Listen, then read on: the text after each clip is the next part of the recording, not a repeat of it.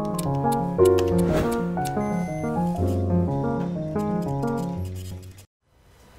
buenos días, bienvenidos a este espacio que hemos empezado a construir cada 15 días con la edición de la revista Dinero. Para esta ocasión estamos acá con Aldemar Moreno, les habla Carlos Enrique Rodríguez. Aldemar es el editor en jefe de la revista Dinero y yo soy el director de revista Dinero. Ya a los suscriptores y a las personas en punto de venta van a encontrar la revista de esta edición y nos enfocamos en el tema del fracking. Aldemar, buenos días.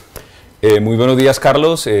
Pues que sea un motivo para hablar de uno de los temas que probablemente va a ser el más interesante de los debates que va a desarrollar el país en el futuro próximo, y ese es uno de los primeros mensajes de la carátula, y es que sin lugar a dudas hay que abordar el debate, bien sea para decir sí, bien sea para decir no, porque tiene demasiadas implicaciones en todos los ámbitos este debate que estamos a punto de desarrollar. El fracking se ha convertido en una caja de sorpresas en términos de debates y en términos de controversias alrededor de ellos. Obviamente los sectores ambientalistas y sociales ven con profunda preocupación qué va a pasar con el agua, cómo se va a manejar, qué va a pasar con las comunidades, cómo las va a impactar el desarrollo del fracking, mientras que para la industria e incluso para el mismo gobierno es una de las alternativas más interesantes en materia no solo fiscal, sino para atraer inversión, desarrollar el sector y lograr incorporar nuevas reservas al portafolio de petróleo en Colombia. Bueno, antes de que sigamos en la discusión, pues aquí ya la gente se está empezando a sumar. Yo creo que si tienen preguntas o quieren interactuar, pues bienvenidos todos los comentarios. Oscar González saluda, David Rodríguez, Wilmar Salgado, Jaime Gabriel Abosaglo, están acá Alejandro Méndez. Cualquier comentario bienvenido. Lo primero que, digamos, voy a un poco a contar la experiencia a la hora de redactar este artículo. Obviamente este es un medio especializado en economía y negocios que tradicionalmente pues tiene interlocución con las personas que están buscando hacer explotación petrolera y explotación minera en Colombia bajo unas reglas del juego claras, etcétera, sobre las cuales puede haber mucho debate, pero que lo hacen más o menos sobre las reglas. Y tuve la oportunidad de tener interlocución con varios actores que me dieron otra mirada, otra perspectiva sobre los desafíos que está encontrando el país respecto de este tema. Porque cualquiera de las dos opciones, para cualquiera de las dos opciones, la disyuntiva no es nada fácil. En un escenario, asumamos un escenario en el que casi todo el mundo está asumiendo que el gobierno Duque le va a decir que sí. El debate que se va a generar es enorme, las implicaciones de la actividad son enormes, desde ningún punto de vista es posible entender que el fracking no va a tener impactos, va a tener impactos y el asunto es uno cómo los matiza, los modera. Y hay unas críticas de varios sectores sobre si la ANLA, sobre si el Ministerio del Medio Ambiente, sobre si las corporaciones autónomas regionales pueden tener un expertise suficiente para digamos, contrarrestar, hacer vigilancia, etcétera, y eso es completamente válido, ese argumento no puede ser desechado pues de buenas a primeras, empezando porque la propia práctica del fracking es súper especializada. Eso tiene enormes implicaciones, no solo desde el punto de vista de los costos de las compañías, sino de quiénes son los que van a hacer eso. Es muy probable que quienes terminen haciendo este tipo de proyectos sean expertos traídos de otros países. Entonces, si no hay expertise en Colombia para hacer el fracking, ¿dónde va a estar el expertise para vigilarlo, para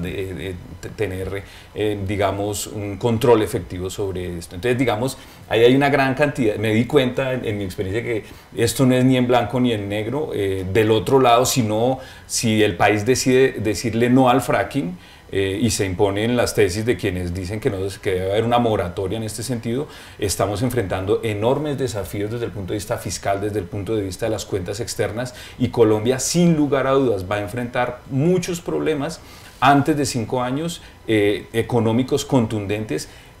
Yo diría que se podrían comparar con el choque externo que recibió Colombia en los últimos 4 años por cuenta de la caída de los precios del crudo, que fue un choque contundente, duro para las cuentas fiscales y para las cuentas externas del país. Ese tipo de tensiones de las que habla Aldemar, incluso dentro del mismo gobierno se viven. En abril del año pasado, en un foro ante estudiantes en la ciudad de Bucaramanga, el presidente Duque, entonces candidato, señaló que no iba a aprobar el desarrollo del fracking en Colombia. Sin embargo, la nueva ministra María Fernanda Suárez, que viene de Ecopetrol, que hizo una tarea gigantesca y casi que quijotesca para lograr mantener las cifras financieras de la compañía a flote en medio de una de las crisis más fuertes que tuvo el precio del petróleo, ha dicho que quiere desarrollar esta alternativa. La primera tarea de la ministra sin duda va a ser poder convencer al presidente, pero eso ya va a generar algunas tensiones. Hace unas semanas se conoció el concepto de la comisión de expertos que le dio un sí condicionado para el desarrollo de proyectos piloto en Colombia, y solo ese anuncio ya generó grandísimas tensiones y controversias y debates alrededor de la implementación.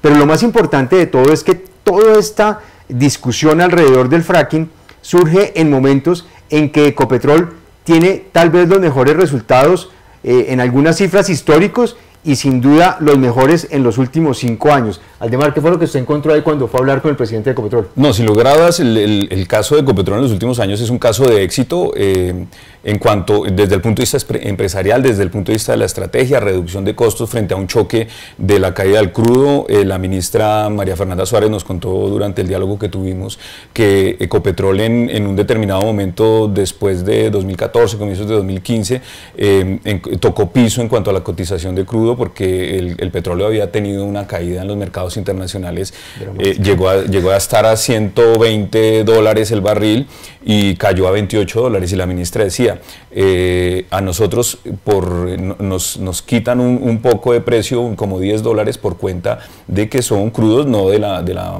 mayor calidad, y llegamos a vender crudo a $18 el barril. Eso fue un choque importantísimo para la compañía, que en el año 2015 no distribuyó dividendo. Por primera vez en su historia dejó de pasarle recursos importantes al Estado colombiano, y por esa razón en su momento el ministro Mauricio Cárdenas, pues me imagino, se adhirió al techo por cuenta de que uno de sus principales rubros de ingresos de capital pues no lo iba a tener, se cayó a cero. Este año el ministro Carrasquilla debe estar, como se dice coloquialmente, saltando en un pie, básicamente porque va a recibir 8,2 billones de pesos por cuenta del dividendo de Ecopetrol. Entonces, lo que ocurre con Ecopetrol en los últimos años es un caso de éxito empresarial. Eso vale la pena que lo estudien los que están haciendo administración de empresas, economía, porque es un caso súper exitoso de cómo logró enfrentar y llegar a este punto, y hoy esa es una empresa eficiente, tiene digamos un porvenir aceptable.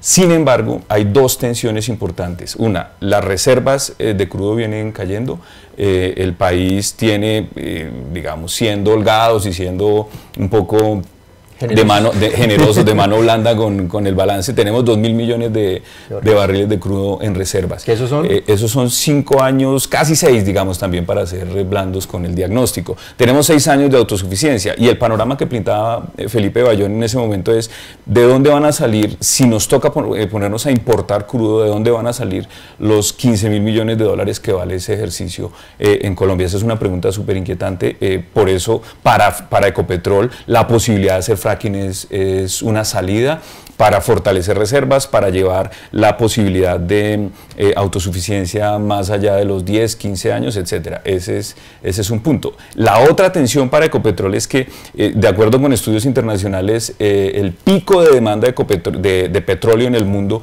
va a ser más o menos entre el año 2035 y 2040. Es decir, dentro de 20 años, 25 años, la perspectiva que hay es que los precios del crudo de manera estructural y persistente vayan a la baja.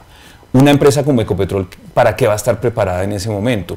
La transición energética es fundamental, y ese es otro de los riesgos asociados al fracking, porque la historia sí nos lo ha mostrado en Colombia. Hemos utilizado la riqueza petrolera, que ha sido inmensa. Felipe Bayón calculó más o menos en 200 billones de pesos el aporte de Ecopetrol a la economía colombiana en los últimos años y en los últimos 10 años. Entonces uno dice, una empresa que le ha dado todo ese aporte, ¿cuál va a ser el aporte que va a dar en el 2035 cuando su principal producto va de manera estructural a empezar a perder terreno? Insisto en que definitivamente la disyuntiva no es sencilla. Si uno le dice hoy no al fracking, es muy probable que tengamos Ecopetrol que para 5 años, para 10 años, y el panorama sin Ecopetrol, ¿cuál sería? O sin Ecopetrol no, pero con un Ecopetrol, digamos, de menor tamaño. Claramente, yo, digamos, que un poco, lo que hice en el artículo fue un poco plantear esa disyuntiva, las posiciones de un lado, las posiciones del otro, solo con el mensaje de fondo de que hay que sacar alguna conclusión pronto. El tiempo corre y en materia de reservas petroleras, llegando a producir como ya más o menos lo estamos logrando, que eso es un logro muy importante, que logramos casi 900.000 barriles por día en el primer mes de este año. Lo que indica es que nos vamos a gastar más rápidamente esas reservas. Y hasta hoy, todas las incorporaciones de reserva, la mayor porción de las incorporaciones de reserva han sido por lo que se llaman los expertos tarea de recobro, de inyectarle nuevos químicos, inyectarle agua, inyectarle gas a los pozos y sacarlos. Exacto. Entonces el panorama realmente es crítico, tanto para Ecopetrol, que es la principal empresa, como para el resto del sector de hidrocarburos en Colombia. Y hay un tema muy interesante asociado a Ecopetrol, y es el gobierno a principios de este año anunció su interés de vender el 8.5% que queda de remanente del proceso de venta de Ecopetrol en sus acciones. Y es muy interesante mirar qué es lo que pasa con Ecopetrol. Eso más o menos vale 10 billones de pesos en las circunstancias en que está hoy la empresa. Hasta 2017, porque es que este año ya yo no sé la renta petrolera cuánto va a ser. ¿Cuánto va a ser? Entonces, obviamente una empresa petrolera vale entre otros activos, por las reservas que tenga. Si logra desarrollar el fracking, seguramente la valoración de la compañía será distinta a la que hoy tiene Ecopetrol, y ese va a ser un tema muy complejo. Pero uno de los grandes debates que deja esta discusión, o una de las grandes conclusiones que deja este debate sobre el fracking, está relacionado con si se debe hacer o no se debe hacer. Digamos, desde la revista hemos venido argumentando que sí se debe hacer el fracking por dos razones. La primera, porque no hay en el corto plazo con qué sustituir los ingresos petroleros ni los ingresos fiscales que tiene. Y segundo, porque esos recursos que provengan del fracking seguramente nos van a facilitar dos cosas importantes. Una, como lo mencionó Aldemar, la transición energética que tiene que hacer Colombia hacia el futuro. Una cosa es con recursos y otra cosa es sin recursos, y los recursos del fracking pueden venir por esa vía. Y la otra es que Colombia tiene un pendiente muy grande, y es la diversidad de su oferta productiva. Estamos muy concentrados en el tema petrolero, y cualquier cosa que le pase al sector, para bien o para mal, nos impacta. Cuando tuvimos precios de $120 por barril, vivimos una bonanza cuyos recursos no se vieron en las regiones, desafortunadamente. Pero cuando se cayó a menos de $30 el barril, las finanzas públicas y el país lo sintieron muy poderosamente. Entonces, en este momento es un momento de inflexión en donde el país tiene que decidir si va a seguir con el fracking, en qué condiciones, y si eso va a apalancar no solo la transición energética, sino también los recursos para que se desarrollen nuevos sectores productivos que permitan reemplazar en el largo plazo lo que hoy nos representa el petróleo para nosotros. No, solo quería ratificar la idea. Según las cifras de balanza comercial del DANE del año pasado a diciembre, el sector de hidrocarburos representó 24.000 millones de dólares en exportaciones, en divisas, y eso es el 59% del total de las exportaciones del país. Esa es una tarea pendiente. Yo quisiera leer algunas de las cosas que hay aquí, porque obviamente nos interesa mucho que ustedes participen y que planteen sus puntos de vista. Gabriel Puerto Haya dice: el fracking no debería tener futuro en Colombia, tengamos sentido común. Dice él, ya ahorita discutimos un poco más estas afirmaciones. También Alejandro Méndez hace el siguiente comentario y pregunta: imposible que no exista suficiente talento y creatividad entre tanto experto local y global en economía para encontrar alternativas productivas y fiscales a la salida simple del petróleo para vivir. No hay salidas o no hay responsabilidad ni voluntad política de quienes asumen el poder.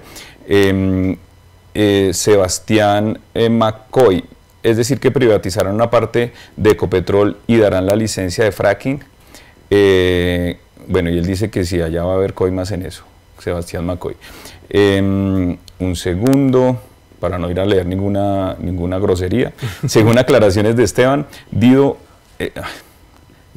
obviamente, el fracking en la región del oriente colombiano está siendo aplicado a la fuerza en esos sectores de influencia. Las consecuencias a las fuentes hídricas son importantes para el gobierno. Juan Carlos Pinzón, saludos. El fracking puede ser impopular, pero pareciera imparable. Aquí en Texas hay evidencias de sismos relacionados con esa actividad y algunas organizaciones y comunidades están protestando, pero el negocio como tal es demasiado atractivo. En el proceso de indagación consulté a expertos sobre lo que está pasando en otros países. digamos, para quienes consideran que el fracking inevitablemente tiene impactos ambientales, pues es obvio que tiene impactos ambientales, no exclusivamente asociados al agua, por ejemplo. Hay otro que en Colombia lo hemos vivido también con otro tipo de explotaciones como las mineras, por ejemplo en el caso de Cerro Matoso, como el caso de las minas en el Cesar.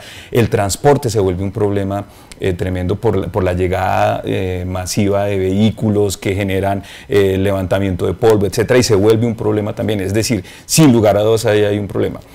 Lo que creen desde el gobierno y desde quienes pueden hacerlo, los ingenieros de petróleos, ACIPET, ACP, es que esa clase de impactos se pueden matizar. Y hay otras personas que no lo creen, como Carlos Andrés Santiago, un representante a quien entrevistamos de la Alianza Colombia Sin Fracking, que dice que no. Frente a eso, nosotros, ¿qué decimos?